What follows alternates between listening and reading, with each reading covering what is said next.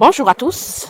Alors, beaucoup de gens critiquent le pasteur Marcelo suite à son mariage. Vous aurez voulu qu'il fasse quoi après la mort de sa femme? Vous qui le critiquez. Vous auriez voulu qu'il attende combien de temps pour se remarier? Parce que c'est un homme. Vous savez, les hommes ne sont pas comme les femmes. Les hommes ne peuvent pas attendre comme les femmes. Et chacun a sa façon de vivre sa vie, de prendre ce qui lui arrive dans sa vie. Et pasteur Marcelo, il ne pouvait pas mettre longtemps avant de se remarier parce que faut pas oublier que il est d'abord un homme d'affaires. Donc, il lui faut une épouse à ses côtés pour gérer aussi ses affaires, autant bien que ses affaires, que son ministère. Vous croyez que la perte d'un être cher, ça ne fait pas mal à qui? Ça fait très très mal. Moi-même, j'ai perdu ma mère il y a de cela 5 ans et j'ai toujours mal. Pasteur Marcelo n'a pas le choix. Il faut qu'il se remarie pour gérer son quotidien. Donc, même s'il se serait marié après les funérailles, lorsque la personne est partie, elle est partie, hein, vous ne pouvez rien faire pour revenir la personne qui est partie. Donc, ça doit être un très grand enseignement pour nous tous qui vivons, de prioriser notre vie avant de prioriser la vie des autres. Je vous dis, parmi tous les enseignements que pasteur Marcelo a donné, ça c'est le véritable enseignement. Il nous enseigne par là de prioriser notre vie. Beaucoup de femmes noires sont dans les mariages. Elles ne se priorisent pas. Elles ne gèrent pas d'abord leurs intérêts avant de gérer les intérêts de leur conjoint. La femme noire, on l'a appris qu'il faut toujours gérer le conjoint avant de se gérer soi-même. Vous voyez donc que, en tant que femme noire, lorsque vous mourrez, l'homme noir vous remplace aussi directement par une autre. Le jour que vous mourrez là, il n'a pas de pitié.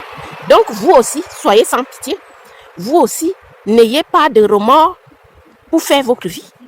Pasteur Marcelo ne vit pas selon ce que vous voulez qu'il vive. Lui, il vit sa vie selon ce qu'il a choisi, selon ses choix et ses désirs. Et c'est à féliciter. Ça veut dire qu'il se priorise. Lui-même, il est sa propre priorité.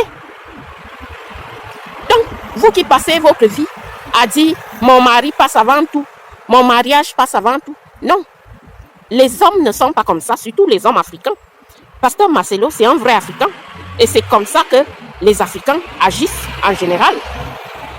Donc, ils se préoccupent d'abord d'eux-mêmes, avant même de penser à la vie de leur femme ou de leur belle famille. Et ils s'en fichent royalement de quand dira-t-on. Donc, femmes noires, arrêtez les « mon mari c'est ma vie, je vis pour mon mariage, je vis pour chercher et trouver le mariage ». Vous avez donc vu que ce n'est pas le cas des hommes noirs. Les hommes noirs, eux, ils se priorisent eux-mêmes. Ils font d'abord attention à eux-mêmes, à leur propre personne. C'est un très grand enseignement. Parmi tous les enseignements qu'on a reçus du pasteur Marcelo, cet enseignement-là, celui-là, lui, non. Vous devriez apprendre en tant qu'Africaine à penser à vous avant de penser aux autres. Et lorsque vous mourrez là, sachez qu'il y a toujours une tisa qui va vous remplacer. Parce que les hommes noirs, c'est comme ça. Les hommes noirs, eux, ils sont comme ça. Ils ne restent pas là à pleurer, à se lamenter. Tu es parti, tu es parti. Bon, il se priorise lui-même en se remariant. Et ce qui est triste dans l'affaire, c'est que cette fille-là, elle a toujours été présente. Mais c'est qu'on ne la connaissait pas. On nous l'a présentée de façon assez violente. Parce qu'un an après la mort de Blanche, on vient nous présenter cette fille-là. C'est quand même assez brut pour nous d'accepter et de comprendre cela.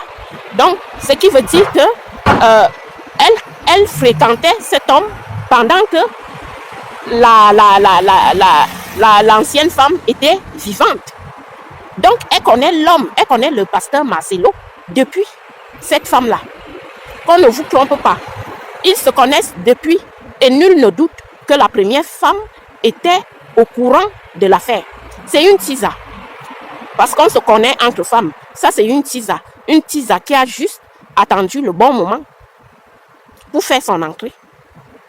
Vous voyez, les tisas sont dangereuses, les femmes mariées là.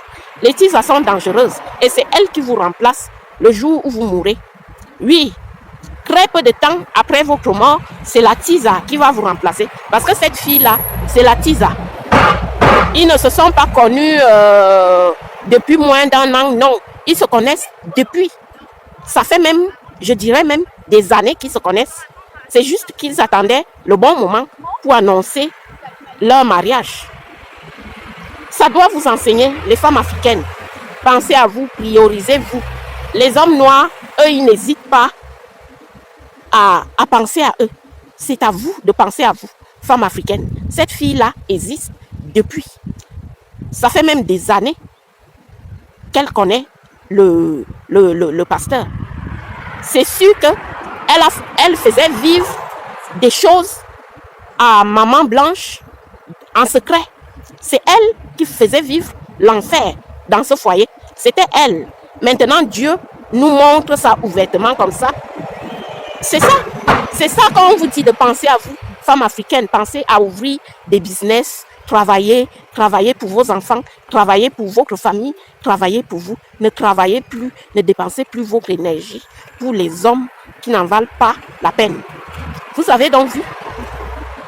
Quelque temps après la mort de la première femme, en moins d'un an, il est remarié. Ça veut dire qu'ils se connaissent depuis. C'était sa tisa. C'est Christ. Mais ça nous enseigne aussi. Donc, femmes africaines, priorisez-vous. Les hommes noirs se priorisent. Pourquoi pas vous? Priorisez-vous. D'accord?